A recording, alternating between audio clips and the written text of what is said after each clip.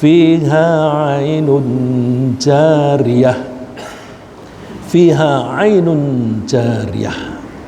Di surga ada mata air yang mengalir. Ain itu ada beberapa arti, paling tidak ain itu ada yang berarti mata, mata yang kita pakai untuk melihat.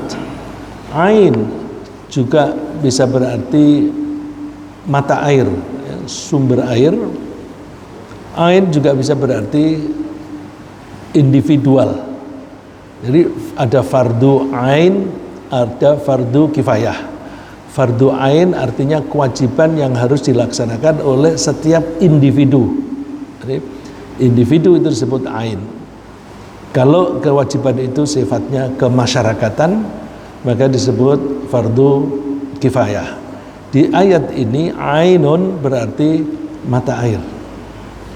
Kalau mata air berarti di surga, di alam akhirat mirip-mirip dengan kita. Di sini ada air, di sana juga ada air.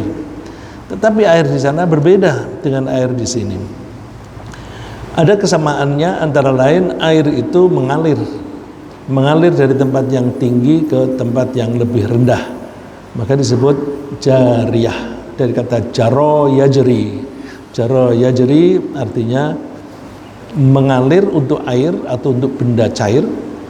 Kalau untuk manusia, jaro yajri artinya berjalan, artinya bergerak dari satu tempat ke tempat lain. Itu jaro yajri.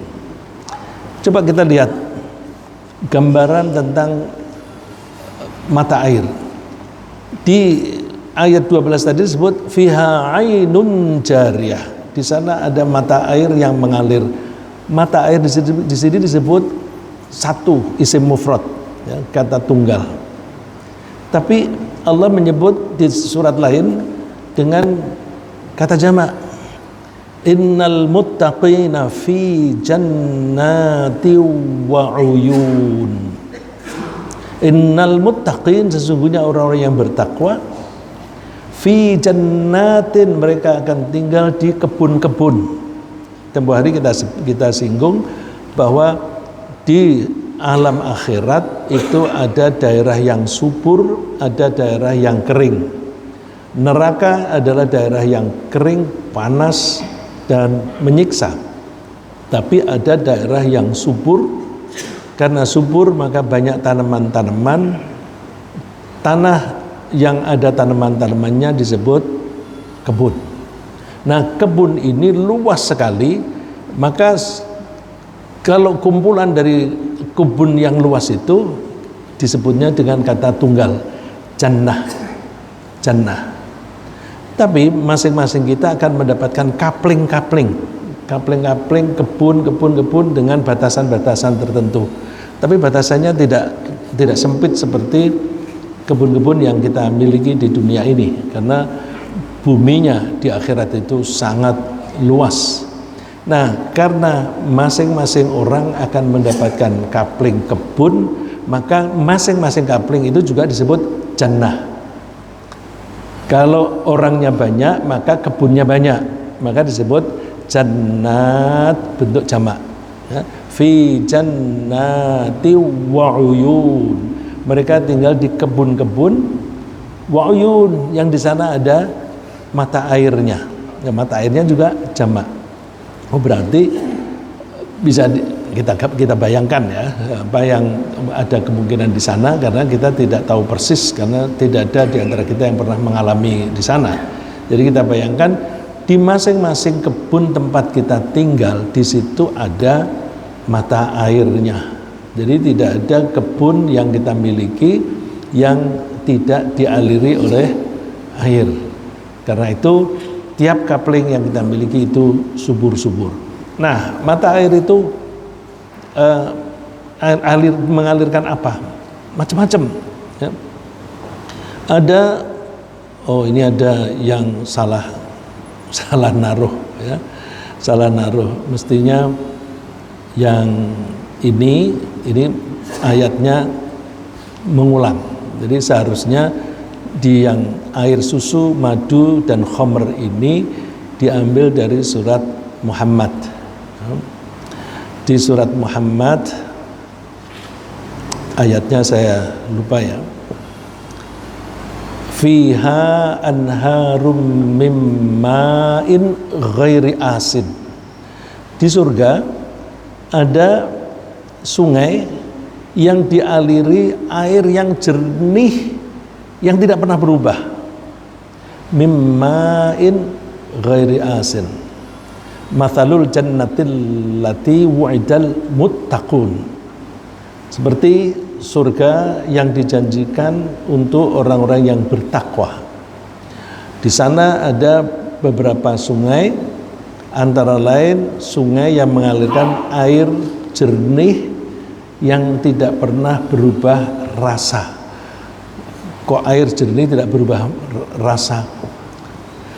Kita di sini sekarang ini kan banyak air yang sudah dimurnikan, kemudian kita beli sudah dalam kemasan. Meskipun air yang kita beli itu sudah diberi pengawet, air yang dikemas di botol-botol itu ada pengawetnya. Itu pun kalau kelamaan dia akan rusak, rasanya pun berubah. Apalagi kalau tidak diawetkan. Sama-sama botol air kemasan, kalau kita membeli yang dalam galon itu lebih cepat berubah dibanding dengan kalau kita beli di botol-botol kecil. Karena kalau di botol-botol kecil ini kan distribusinya melalui warung-warung kecil yang mungkin sampai lama baru laku. Maka botol-botol kecil itu obat pengawetnya lebih banyak dibanding dengan yang galon. Kalau mau nyoba yang galon itu biarkan dalam beberapa minggu, nanti rasanya akan berubah. Apalagi air yang isi ulang. Saya menyebutkan itu bukan karena kita tertarik di situnya, bahwa di surga meskipun itu air sungai nggak akan berubah rasanya, tidak akan berubah tanpa pengawet. Fiha anharum min ma'in ghairi asin wa anharum min labanil lam yataghayyar ta'muh. Dan di sana juga ada sungai yang dialiri air susu. Lam yataghayyar ta'muh, yang tidak berubah rasanya. Nah, kita kalau membeli susu murni itu kalau kelamaan ya rusak. Ya, makanya yang jual itu selalu membawa es didinginkan. Di surga nggak akan berubah meskipun itu air susu. Air susu dari mana? Kalau kita susu kan diperah dari sapi atau dari kambing atau unta. Di sana wallahu alam, Allah tidak menceritakan tentang itu, ya, tidak menceritakan dari mana itu, tapi rasanya itu rasa susu. Wa anharum min khamrin ladzatil syaribin. Dan juga ada sungai-sungai, tidak hanya satu, sungai-sungai yang mengalirkan khamr. Khamr itu kalau di dunia kita menyebutnya minuman keras. Tapi untuk di sini, apakah layak disebut minuman keras? Saya kira tidak layak, karena kalau namanya minuman keras itu bikin mabuk. Di sana tidak bikin mabuk, maka ya udah nggak usah kita artikan minuman keras, kita sebut aja khamr bahasa aslinya. Terus kalau dikurung di sini disebut anggur yang tidak memabukkan. Apakah itu dibuat dari anggur? Wallahu a'lam, ya, karena khamr itu bisa dibuat dari anggur, bisa dibuat dari buah-buahan yang lain, bahkan bisa dari biji-bijian. Ya, jadi kita tidak bisa mengatakan anggur itu mesti, enggak. Ini yang menulis di dalam kurung ini kan sama-sama dan kita belum pernah melihat. Nah, terus dikiaskan dengan apa yang ada di dunia ini, terus disebut anggur. Wa anharum min asalim musaffa. Dan di sana juga ada sungai-sungai yang airnya itu berupa madu yang murni, musaffa, sofiyah. Musaffa dari kata sofia artinya murni, madunya murni. Ini di dunia ada sih yang murni, tetapi banyak kalau kita belinya di toko atau di supermarket itu seringkali sudah campuran atau bahkan 100% bikinan pabrik, bukan dari lebah. Nah, di sana apakah dari lebah? Wallahu alam. Tetapi rasanya adalah rasa madu yang murni. Walahum fiha min kulli tsamarati wa maghfiratun min rabbihim. Di sana juga ada buah-buahan yang bermacam-macam, dan yang lebih besar dari itu adalah ampunan dari Tuhan mereka. Ampunan itu lebih besar karena ampunan itulah yang membebaskan kita dari kemungkinan masuk neraka. Saya teruskan dengan berikutnya. Ada juga minuman dari sungai itu yang berupa air jahe. Kita bilang air jahe karena disebutkannya di situ campuran jahe. Nah, campuran jahe itu apakah murni air jahe? Kalau kita bayangkan di sini air jahe itu pedas, ya, nggak enak. Mesti kalau kita bikin minuman jahe itu jahenya sedikit aja. Nah, di sini digambarkan wa yusqawna fiha ka'san kana mizajuha zanjabila. Mereka diberi minum di surga itu di tempat-tempat minuman. Ka's itu tempat itu bisa berupa gelas, bisa berupa cangkir, tapi Allah menyebutnya ka's. Ka's itu wadah apa saja, bisa mangkok begitu ya. Kana mizajuha zanjabila, yang campurannya berupa jahe. Ainan fiha tusamma salsabila. Mata air di sana disebut salsabil. Salsabil. Ini kalau cara membaca salsabila itu dibaca panjang la. Ya, sama dengan zanjabila. Ini kebetulan surat Al-Insan itu di bagian akhirnya itu dibaca fathah. Terus ada juga air telaga Kautsar. Air telaga Kautsar ini telaga yang dihadiahkan oleh Allah kepada Rasulullah SAW, yang boleh diminum oleh umat Nabi Muhammad SAW yang masuk surga. Bayangan kita di dunia, ya, saya merujuknya ke bayangan kita karena kita tidak tahu persis di sana. Di dunia ini kalau kita menyebut telaga itu biasanya di situ ada mata air, kemudian air yang keluar itu tidak segera mengalir ke sungai, tetapi tertampung karena mata airnya itu berada di cekungan, sehingga air itu akan menumpuk dulu di cekungan itu. Kalau kecil itu kita menyebutnya telaga, kalau yang besar kita menyebutnya danau.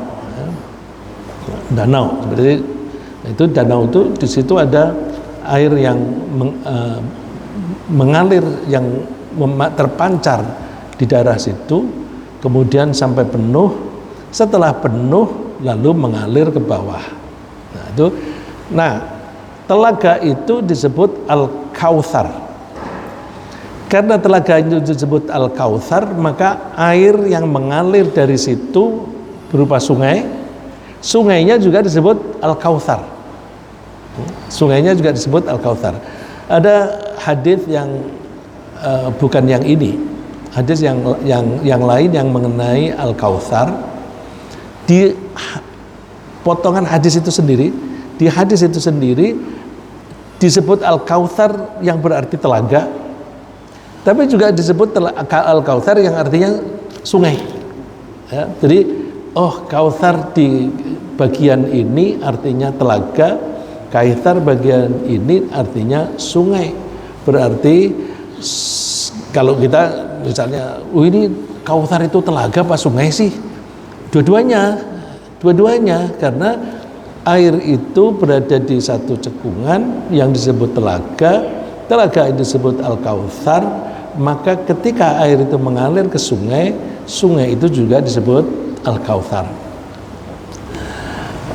Rasulullah SAW bersabda, haudi masiratus syahrin, telagaku jauhnya sejauh perjalanan sebulan.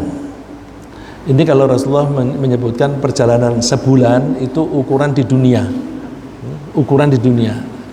Jadi kalau dibilang perjalanan sebulan, ukuran di akhirat, satu hari kan bisa sama dengan 1000 tahun. Kapan bisa itu?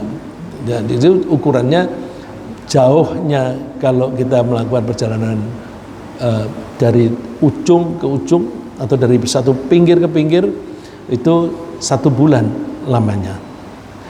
Tidak pakai kilometer atau tidak pakai mil ya. Nah, bagaimana kalau kita mau mengitari telaga itu? Apakah capek? Enggak, tidak ada capek.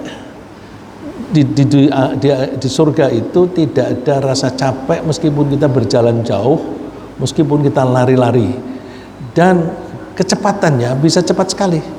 Jadi bisa dari misalnya ini mau mengelilingi ke telaga ini, bisa mengelilingi satu putaran, tapi dalam waktu singkat.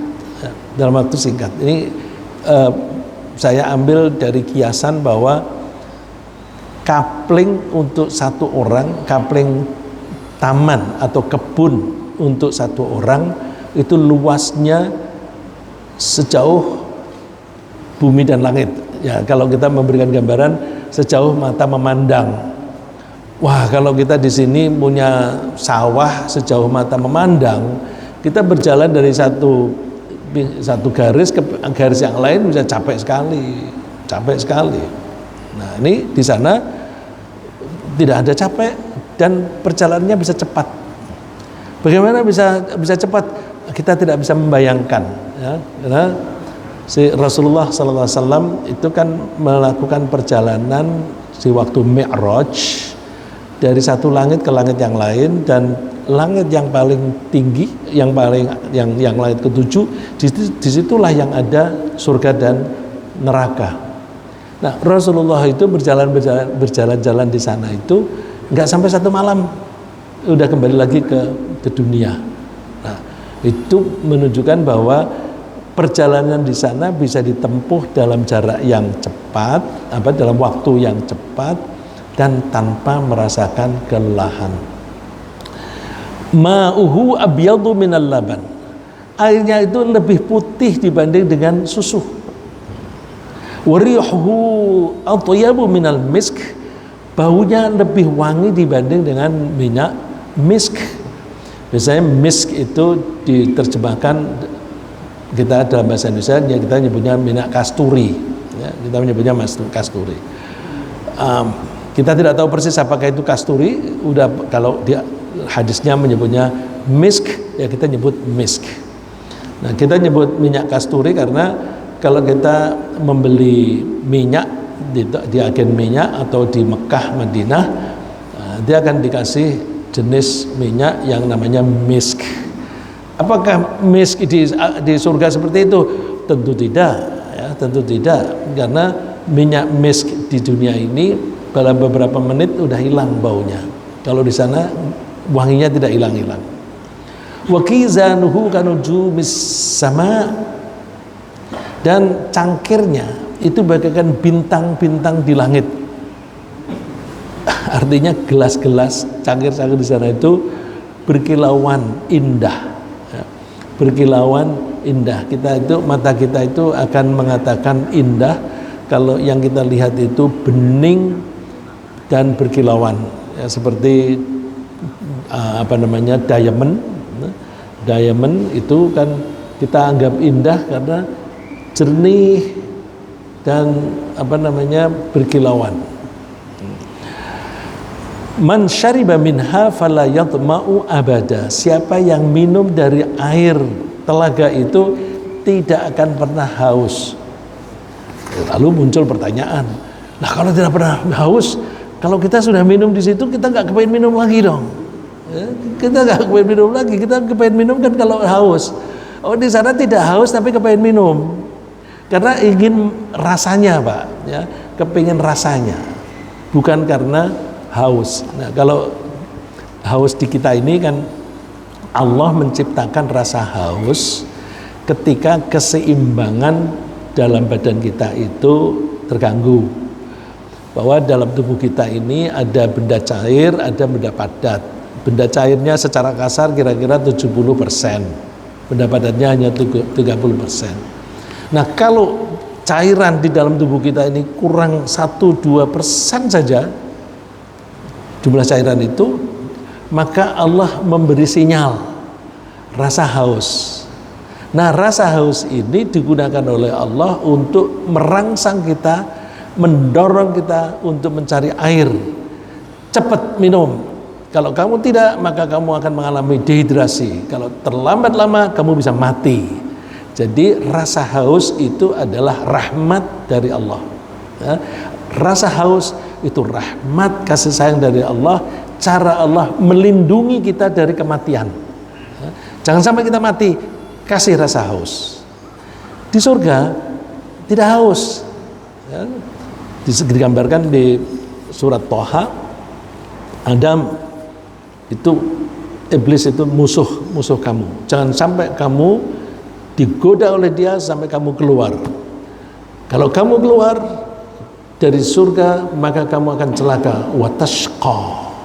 Watashqa la tadma'u fiha wa la tadha.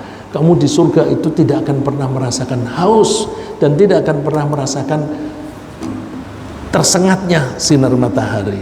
Jadi memang di sana tidak ada haus. Tapi kok ada minuman yang bermacam-macam? Dorongannya bukan karena haus, tapi karena ingin rasanya. Di dunia ini manusia, siapa yang pernah merasakan minuman dari surga? Ada nggak, Pak? Kalau kita merasakan minuman dari surga, seteguk saja, wah, enak itu. Puasa Ramadan nikmat, ya, puasa Ramadan nikmat. Ada seorang wanita, Pak, seorang wanita yang pernah merasakan air itu, yaitu namanya Ummu Aiman. Ummu Aiman itu seorang wanita yang membantu Ibu Aminah, ibunya Rasulullah SAW. Ketika Ibu Aminah berkunjung ke Madinah, Ibu Aminah itu asalnya dari Madinah. Itu punya beberapa keluarga di Madinah. Nah, suatu saat berkunjung ke sana, sampai di sana beliau sakit, sampai 1 bulanan kira-kira di sana. Terus pulang di perjalanan sampai di tempat namanya Abwa, meninggal beliau, ibunya meninggal. Nah, wanita pembantunya Ibu Aminah ini punya kasih sayang yang kuat. Dia tegar-tegarkan, dia tidak menangis, tidak kelihatan sedih, supaya tidak membuat anak yang masih umur 6 tahun ini ikut sedih. Terus karena di tengah padang pasir begitu, sendirian wanita dan anak kecil, nggak mungkin membawa jenazah ke Makkah, ya dikubur di tempat itu. Jadi orang-orang zaman dulu itu biasanya dikubur di tempat dia meninggal dunia. Jadi Ibu Aminah dikubur di situ. Terus pulang dari Abwa sampai ke Makkah, lalu terus Rasulullah SAW diasuh oleh kakeknya. Kok kakeknya dulu, bukan pamannya? Kok bukan, masih ada paman, yaitu Abu Thalib dan yang lain-lain. Tapi yang mengasuh kok kakek. Itu sebenarnya tradisi sejak zaman dulu, zaman Nabi Ibrahim, Nabi Ismail. Kalau seseorang itu anak kecil atau wanita, walinya adalah bapak. Kalau bapak meninggal, maka pengganti bapak sebagai wali itu ke atas, bukan ke samping, ke atas, yaitu kakek. Karena kakek masih hidup, Abdul Muthalib, maka Rasulullah diasuh oleh Abdul Muthalib. Ketika kakek ini meninggal, maka baru ke samping dari bapak. Lalu terus diasuh oleh pamannya Abu Thalib. Nah, itu lalu terus dipakai sebagai pedoman oleh ulama-ulama fikih zaman sekarang, kalau seorang wanita mau nikah, walinya siapa? Bapak. Kalau bapak nggak ada, siapa? Kakak, adik boleh, paman boleh, tapi kalau ada kakek, kakek dulu, kakek dari bapak gitu. Kalau itu tidak ada, baru ke paman. Nah, itu ada yang berpendapat disiplin itu harus dipegang, tapi ada yang berpendapat boleh memilih. Jadi kalau ada kakak, udah walinya kakaknya juga boleh. Tapi kalau mau menghormati urut-urutan itu seperti semacam itu. Nah, Ummu Aiman itu ketika para sahabat sudah pada hijrah, dia belum hijrah karena dia wanita. Terus dia menyusul hijrah sendirian, wanita sendirian hijrah. Makkah ke Madinah itu butuh waktu kira-kira ya 6-7 hari ya. Kira-kira 6 atau 7 hari jalan normal ya. Kalau wanita wallahu alam. Terus sampai di perjalanan di tengah malam, Ummu Aiman ini haus sekali sampai dia tidak tahan. Lalu dia minta kepada Allah, ya Allah saya haus, minta minum. Tahu-tahu ada timba, ya, semacam timba. Kalau kita bayangkan itu, kalau kita mengambil air dari sumur kan pakai timba kan, ada talinya, dari atas turun sampai di depan dia. Sampai di depan dia minum. Setelah dia minum, naik lagi, terus dia cerita, sejak saat itu dia tidak pernah kehausan. Wah, nikmat sekali. Dan orang ini adalah wanita yang mulia. Waktu itu ketika Ibu Ummu Aiman menjadi janda, Rasulullah mengumumkan, siapa yang mau menikahi wanita calon penghuni surga. Kira-kira umurnya dengan Rasulullah lebih tua bukan? Kan dia sudah menjadi pembantunya Ibu Aminah ketika Rasulullah masih berumur 6 tahun. Jadi lebih tua. Siapa yang mau menjadi suami wanita calon penghuni surga? Siapa Pak kira-kira yang katakan? Zaid bin Harithah. Zaid bin Harithah itu yang dulunya budaknya Ibu Khadijah, terus dihadiahkan kepada Nabi. Waktu itu Rasulullah belum jadi Nabi ya, dihadiahkan kemudian oleh Rasulullah. Pada saat Zaid ini ketemu dengan bapaknya, kemudian bapaknya datang akan menebus anaknya ini, terus mau diajak pulang. Zaid mengatakan, demi Allah saya tidak mau meninggalkan laki-laki ini. Belum jadi Nabi itu. Kenapa? Akhlaknya luar biasa. Jadi Rasulullah itu akhlaknya mulia, mulai dari anak-anak ya sampai tua. Jadi kalau kita ingin memperbaiki akhlak kita, ya mulai sekarang ya. Kalau sekarang sudah baik, kita tingkatkan lagi ya. Jangan sampai menunda-nunda. Nantilah kalau mau meninggal dunia itu ada yang begitu kan, nanti ke masjid, rajin ke masjid kalau sudah tua saja gitu. Jangan usah menunggu ya. Jadi kemudian dia nikahlah dengan Zaid, kemudian punya anak namanya Usamah waktu masih umur 16-17 Rasulullah SAW menunjuk Usamah untuk menjadi komandan perang yang dihadapi tentara Romawi lagi. Romawi kan kerajaan yang sudah ratusan atau bahkan ribuan tahun. Itu Rasulullah menyuruh Usamah menjadi komandan, umurnya baru sekitar 16, 17 atau 18, sekitar itulah. Sehingga para sahabat ada yang, kok anak kecil sih? Ini sekarang ada istilah bocil kan. Oh, bocilnya Usamah itu tidak sama. Kemudian tapi ketika Usamah berangkat perang, baru keluar dari Makkah, dia mendengar Rasulullah wafat. Karena mendengar Rasulullah wafat, dia balik ke Madinah untuk menghormati jenazah Rasulullah SAW. Setelah dikubur, sudah ada pemilihan khalifah, ditunjuk Abu Bakar, lalu Abu Bakar menghormati. Rasulullah sudah menunjuk Usamah sebagai komandan, maka dia harus kita tunjuk, jangan yang lain. Dan ternyata menang gemilang, menang dengan gemilang, dan itu kemenangan yang pertama tentara Muslim menghadapi Romawi. Jadi, dan Rasulullah itu sangat mencintai Zaid dan Usamah. Ini intermezzo sedikit ya. Sangat mencintai. Suatu saat ketika Umar jadi khalifah, menang, ada kemenangan tentaranya, lalu Umar itu membagi rampasan perang.